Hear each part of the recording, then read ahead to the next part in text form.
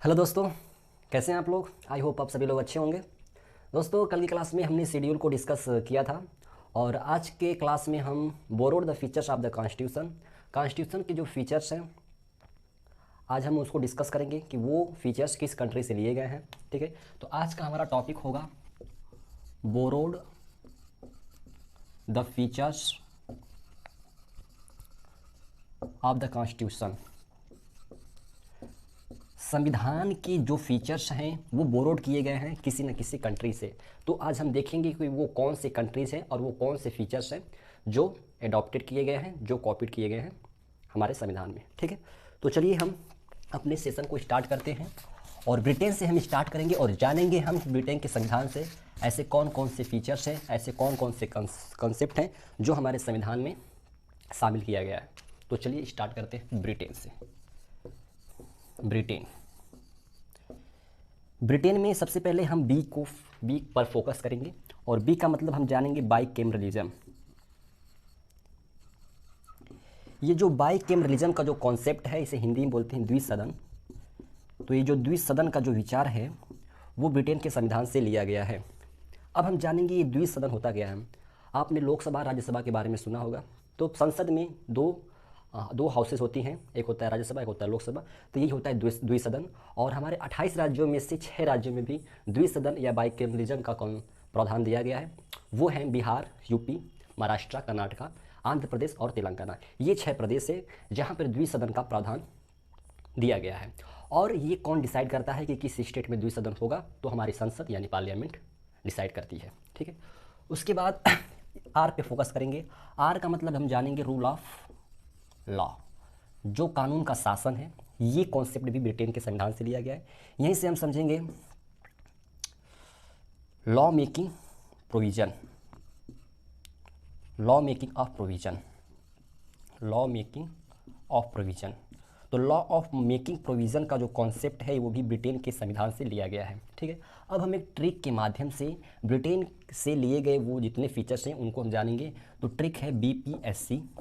हमने बी का मतलब बाइकैमरलिज्म समझ लिया है। उसके बाद हम पी का मतलब समझेंगे पार्लियामेंट्री सिस्टम।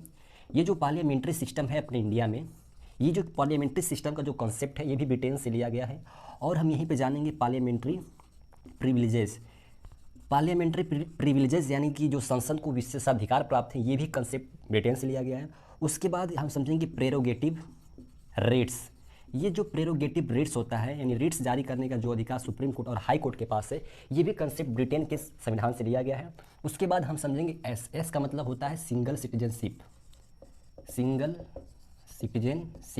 ये सिंगल सिटीजनशिप का जो कंसेप्ट है ये भी ब्रिटेन के संविधान से लिया गया है। ठीक है, उसके बाद लास्ट में बचा सी। तो सी का मतलब कैबिनेट हम जानेंगे। तो ये जो कैबिनेट का कॉन्सेप्ट है, ये जो मंत्रिमंडल का विचार है, ये भी ब्रिटेन के संविधान से लिया गया है। तो ठीक है, तो हम लोगों ने ब्रिटेन के संविधान से लिए गए सारे कॉन्सेप्ट को देख लिए हैं। अब हम देखेंगे USA यानी अमेरिका के संविधान से लिए जाने वाले कॉन्सेप्ट। ठीक है, तो USA का मतलब अमेरिका। तो अमेरिका से एक फेमस कॉन्सेप्ट है फंडामेंटल राइट्स। तो फंडामेंटल राइट्स का जो कॉन्सेप्ट है ये USA के संविधान से लिया गया है। ठीक है, तो हम सबसे पहले याद करेंगे कि ये जो फंडामेंटल राइट्स का कॉन्सेप्ट है ये USA के संविधान से लिया गया है। अब हम फोकस करेंगे यू पे। यू का मतलब आप समझिए उद्देशिका, यानी कि उद्देशिका मतलब प्रियम्बल का जो कॉन्सेप्ट है, उद्देशिका का जो विचार है, ये किस कंट्री से लिया गया है? तो USA के संविधान से लिया गया है। अब फोकस करिए एस पे। एस का मतलब सुप्रीम कोर्ट किसका पार्ट होता है? जुडिशरी का पार्ट होता है। ठीक है, और अपने इंडिया में जुडिशरी कैसी है? तो इंडिपेंडेंट जुडिशरी है। ठीक है, इंडिपेंडेंट जुडिशरी है यानी स्वतंत्र न्यायपालिका है। ठीक है, अब ये स्वतंत्र न्यायपालिका का विचार किस संविधान से लिया गया है? तो USA के संविधान से लिया गया है। जहाँ पे इंडिपेंडेंट जुडिशरी होती है, जहाँ पे न्यायपालिका होती है, वहाँ पे जुडिशियल रिव्यू का भी प्रावधान होता है। तो ये जो जुडिशियल रिव्यू का जो कॉन्सेप्ट है ये किस कंट्री के संविधान से लिया गया है? तो USA के संविधान से लिया गया है। तो जुडिशियल रिव्यू का मतलब समझते हैं ना, समझते हैं कि नहीं? देखिए, जुडिशियल रिव्यू का मतलब होता है पुनर्विचार। ऐसे कोई जजमेंट हो गया है सुना दिया गया सुप्रीम कोर्ट हाई कोर्ट द्वारा, तो उस पर एक बार पुनर्विचार का भी प्रावधान होता है। तो ये जो जुडिशियल रिव्यू का जो कंसेप्ट है ये यूएसए के संविधान से लिया गया है, ठीक है। उसके बाद सुप्रीम कोर्ट है, तो सुप्रीम कोर्ट में जो जज होते हैं उनको हटाने का प्रोविजन, यानी कि removal of supreme court and high court जजेस।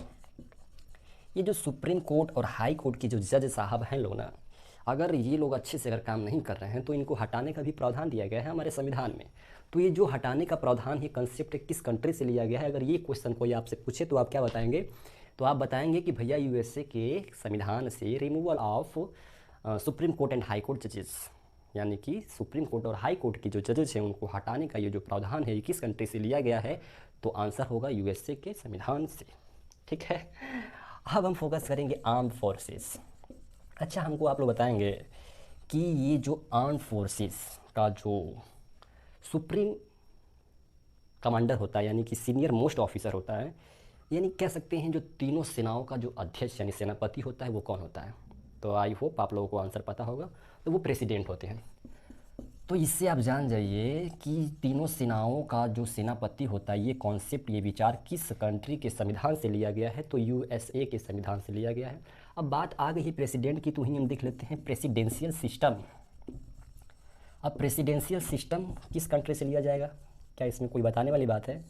अब प्रेसिडेंशियल सिस्टम का जो कॉन्सेप्ट है वो भी यूएसए के संविधान से लिया गया है। अब यहीं पे हम देख लेते हैं function of president, function of president and vice president. Vice president और प्रेसिडेंट के जो कार्य होता है, जो फंक्शन होता है, ये कॉन्सेप्ट अगर इस कॉन्सेप्ट को अगर देखा जाए कि ये कॉन्सेप्ट कहाँ से लिया गया, तो वो भी अपने यूएसए के कॉन्स्टिट्यूशन से लिया गया है।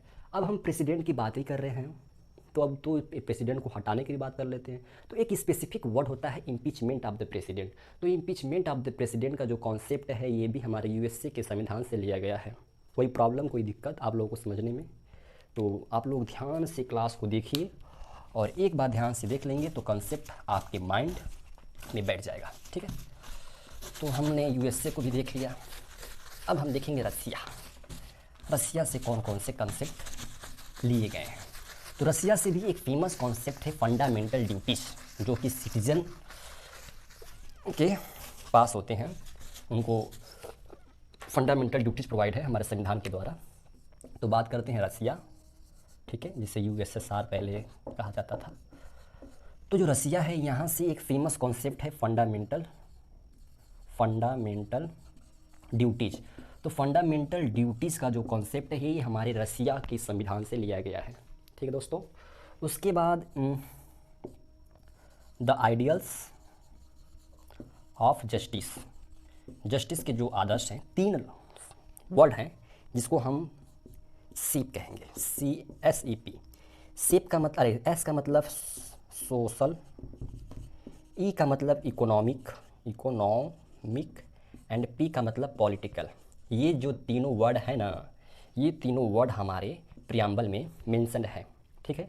तो द आइडियल ऑफ जस्टिस, न्याय के जो आदर्श हैं, 3 वर्ड, सोशल, इकोनॉमिक और पॉलिटिकल, ये तीनों वर्ड कहाँ से लिए गए हैं? तो ये तीनों वर्ड रसिया के संविधान से लिए गए हैं, ठीक है दोस्तों। 1 मिनट,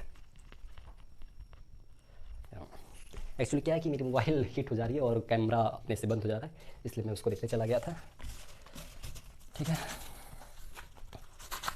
अब इसके बाद हम जानेंगे आयरलैंड के संविधान से कौन कौन सा कॉन्सेप्ट लिया गया है, ठीक है।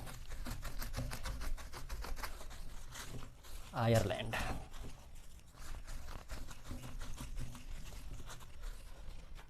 आयरलैंड, ध्यान से देखिए, आयरलैंड है ना, इसमें जो डी है आप इस पे फोकस करिए। डी का मतलब DPSP, directive principle of state policy, यानी हिंदी में बोलते हैं नीति निर्देशक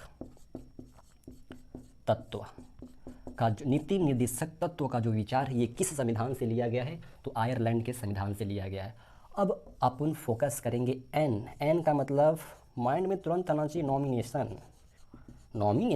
अरे नॉमिनेशन किसका? Nomination of members. Oh, nomination of members, okay. कहाँ का? आप राज्यसभा। अच्छा, किसके द्वारा? By the president. अब आप लोग समझ गए होंगे कि हमारे जो प्रेसिडेंट हैं ये मेंबर को क्या करते हैं, चयनित करते हैं किसमें, राज्यसभा में। तो आपको पता है कि राज्यसभा में लोग कहाँ से आते हैं, तो चुन कर आते हैं, किसके द्वारा, राष्ट्रपति द्वारा। तो ये विचार किस संविधान से लिया गया, यानी किस देश के संविधान से लिया गया, तो बताने की जरूरत है क्या, नहीं ना। तो आयरलैंड के संविधान से लिया गया है। Nomination of members in the Rajya Sabha bye the president, तो ये कॉन्सेप्ट आयरलैंड के संविधान से लिया गया है। अब यहाँ पे आप फोकस करिए RE, rule of election. Rule of election, इसको मेथड ऑफ इलेक्शन भी बोलते हैं ऑफ प्रेसिडेंट, यानी कि हमारे यहाँ जो प्रेसिडेंट के इलेक्शन का जो मेथड है, जो रूल है, जो नियम है, वो किस कंट्री के संविधान से लिया गया है, तो वो आयरलैंड के संविधान से लिया गया है। ठीक है, तो आई होप आप लोग समझ गए होंगे कि आयरलैंड के संविधान से कौन कौन से कॉन्सेप्ट लिए गए हैं। ठीक है, अब हम नेक्स्ट देखेंगे कनाडा। कनाडा से एक फेमस कॉन्सेप्ट है रेजिडुअरी पावर्स, हिंदी में इसको बोलते हैं अवशिष्ट शक्तियाँ। अवशिष्ट शक्तियाँ हमारे पार्लियामेंट को प्राप्त हैं। ठीक है, अवशिष्ट शक्तियाँ वो शक्तियाँ होती हैं जो पार्लियामेंट को प्राप्त होती हैं। वो जैसे कि हमने शेड्यूल 7 में पढ़ाया था आपको, यूनियन लिस्ट, स्टेट लिस्ट और कंकर लिस्ट, यानी संघ सूची, राज्य सूची और समवर्ती सूची। इन तीनों सूची में जो सब्जेक्ट्स नहीं दिए होते हैं, उन सब्जेक्ट्स पे रूल बनाने का, कानून बनाने का जो शक्ति है वो पार्लियामेंट को दी गई है, संसद को दी गई है। तो वही होता है अवशिष्ट शक्तियाँ। तो ये जो अवशिष्ट शक्तियाँ यानी रेजिडुअरी पावर्स का जो कॉन्सेप्ट है, ये कनाडा के संविधान से लिया गया है। ठीक है, रेजिडुअरी पावर्स, या तो हिंदी में इसको बोलते हैं हम अवशिष्ट शक्तियाँ। इसका विचार कहाँ से लिया गया है, तो कनाडा के संविधान से लिया गया है। अब यहाँ पे C है, C का मतलब सेंट्रीफ्यूगल। C का मतलब centrifugal, centrifugal form of federalism. Federalism, अब सेंट्रीफ्यूगल फॉर्म ऑफ फेडरलिज्म का कॉन्सेप्ट किस कंट्री से लिया गया है, तो पहले इसको समझ लेते हैं। सेंट्रीफ्यूगल फॉर्म ऑफ फेडरलिज्म होता गया, कुछ नहीं होता, आसान है। सेंट्रीफ्यूगल फॉर्म ऑफ फेडरलिज्म, जहाँ पे सेंटर स्ट्रांग होती है स्टेट से, मतलब केंद्र स्ट्रांग होती है राज्य से। तो ये कॉन्सेप्ट कहाँ से लिया गया है, तो कनाडा के संविधान से लिया गया है। ठीक है दोस्तों, फिर यहाँ पे अब CA पे फोकस करिए, यानी सेंटर। C का मतलब सेंटर, A का मतलब अपॉइंट्स। सेंटर अपॉइंट्स करता है, किसको करता है, गवर्नर को करता है। कहाँ पे, तो एट द स्टेट, राज्य में। तो राज्य में सेंटर द्वारा, केंद्र द्वारा ये जो गवर्नर का अपॉइंटमेंट होता है, तो ये कॉन्सेप्ट, ये प्रावधान किस देश के संविधान से लिया गया है, तो कनाडा के संविधान से लिया गया है। आसान है। उसके बाद आप फोकस करिए AD।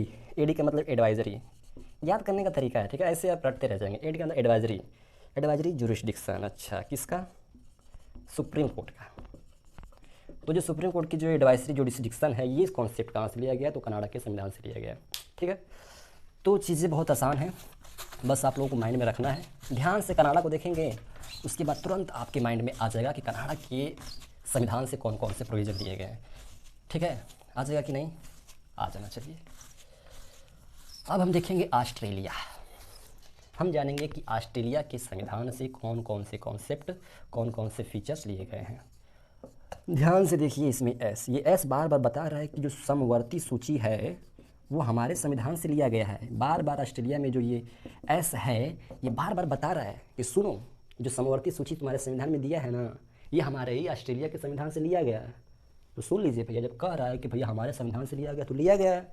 तो समवर्ती सूची किसके संविधान से लिया गया, तो ऑस्ट्रेलिया के संविधान से लिया गया है। ठीक है, अब फिर ये यस करा कि अरे यार, फिर देखो सिटिंग, बार बार चिल्ला रहा है सिटिंग सिटिंग। तो हमने पूछा कैसा सिटिंग भैया, बोला ज्वाइंट सिटिंग। हम कहा अच्छा ज्वाइंट सिटिंग, तो बोला हाँ, ये ज्वाइंट सिटिंग भी हमारे संविधान से लिया गया है। हम कहा ठीक है भैया, तो ज्वाइंट सिटिंग किसके संविधान से लिया गया, ऑस्ट्रेलिया के संविधान से लिया गया। उसके बाद ये भी नहीं मान रहा है, ये बोल रहा है भैया ट्रेड चिल्ला रहा है। मैं कहा कैसा ट्रेड, तो बोला फ्रीडम ऑफ ट्रेड। अच्छा, फ्रीडम ऑफ ट्रेड, तो फ्रीडम ऑफ ट्रेड भी बोल रहा है कि जो फ्रीडम ऑफ ट्रेड का कंसेप्ट आपके संविधान में दिया गया है, वो भी हमारे संविधान से